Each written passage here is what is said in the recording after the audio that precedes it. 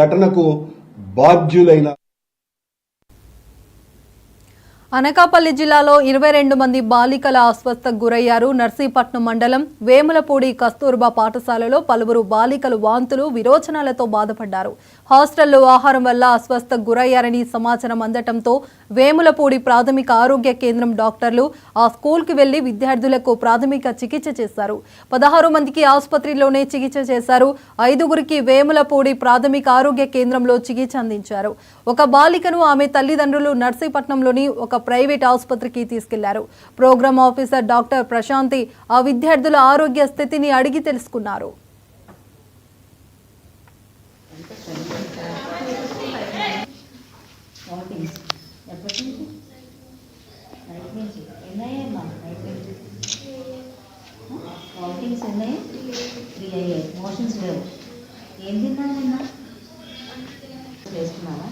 ఎలా ఉంది? ఇప్పుడు తగ్గాయా ఇంకా అవుతున్నాయా? తగ్గాయా? కళ్ళు తిరుగుదాక ఏమైనా ఉందా? కళ్ళు తిరుగుతున్నాయా? వెళ్ళలేదా నువ్వు?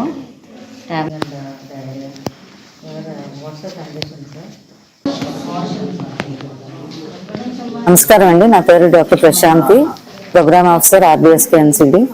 ఇలా ఇక్కడ కొంచెం ఫుడ్ పాయిజనింగ్ అయినట్టు తెలిసి మా జిల్లా వైద్యాధికారి గారు ఒకసారి వెళ్ళి సిచ్యువేషన్ ఆయనకి ఇన్ఫార్మ్ చేయమని చెప్పారు. అందుకే రావడం జరిగింది.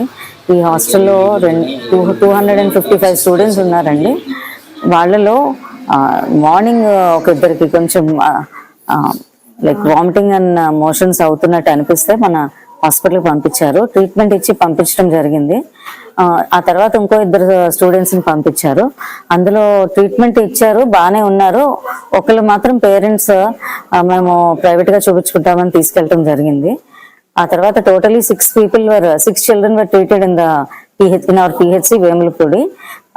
సో సిచ్యువేషన్ ఇలా ఉంది అని డౌట్ఫుల్ గా అనిపించి మా డాక్టర్ గారు స్టాఫ్ తో రావడం జరిగింది. ఇక్కడ ఇంకో 16 children mild sickness, one vomiting and 1 motion అలా అవ్వడం జరిగింది. వాళ్ళందరికీ మా వాళ్ళు ట్రీట్మెంట్ ఇచ్చి సిమ్టమ్స్ అయితే తగ్గాయి. They are better now.